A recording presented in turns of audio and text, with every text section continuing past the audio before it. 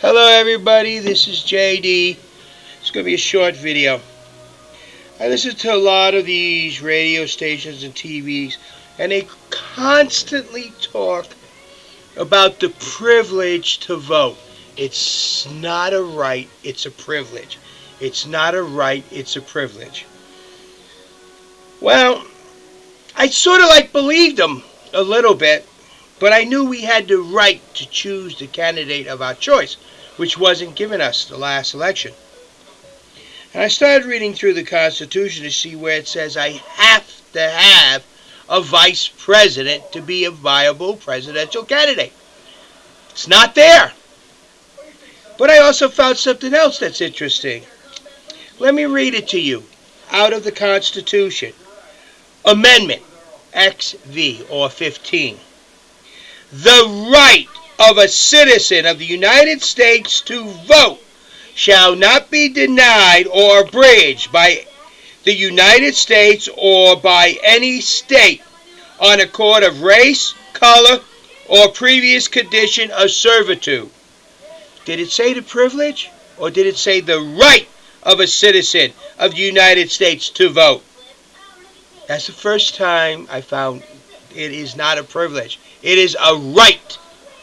Now, just to go a little bit further on, another amendment, XXIV or 24, Section 1, the right of a citizen of the United States to vote in a primary or other election for president or vice president, for electorals for president or vice president, or for Senate or Representative Congress, shall not be denied or abridged by the United States or any state by reason of failure to pay poll tax or other taxes.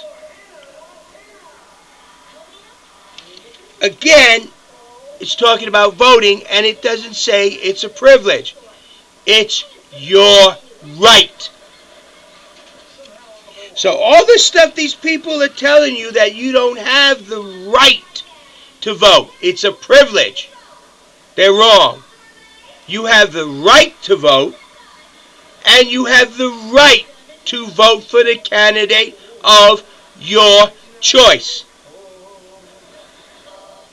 It's not a privilege. It's a responsibility to ensure that you get your rights as properly dictated by our Constitution of the United States of America. Neither the United States or any state has the right to abridge your rights to vote.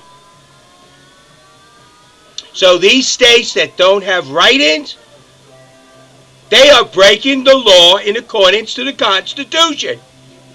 These states that say you have to have a vice president or people can't vote for you are breaking the law according to the Constitution. You, the American citizen, has the right to vote for the person of your choice. It's in the Constitution as a right, and so far I found it in two separate places, and it does not say the privilege. It says the right to vote.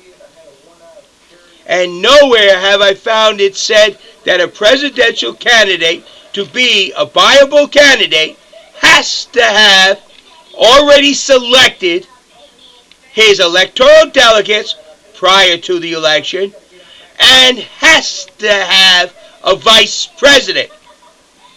All I could find in is if he doesn't have a vice president, then he must refer to the old body of the Constitution, which says he must choose the second place. So again, all these states that are putting all these restrictions on your voting rights are not following the Constitution. You have the right to vote in a national election for president or vice president. It doesn't say president and, it says president or. So that means they are separate. You have that right, and you have the right to vote for the man of your choice, according to the Constitution. That's all this video is about. I want you to remember that. Voting is not a privilege. It is a right. But you have the responsibility to ensure that your right is maintained. Otherwise, the government will take it away. They will try different ways until they succeed. They had us all believing voting was a privilege. It is not. It is a right. They can't take it away because you don't pay taxes. They can't take it away because they don't like the way you look. They don't like the way you breathe. They don't like the books you read. They can't take it away. It's your right. And you have the right to vote for the candidate of your choice. So they must have write-ins in all 50 states and territories. Thank you. This is JD. I just thought you would be interested in that little fact, that voting is not a privilege. It is a right according to the Constitution. Thank you.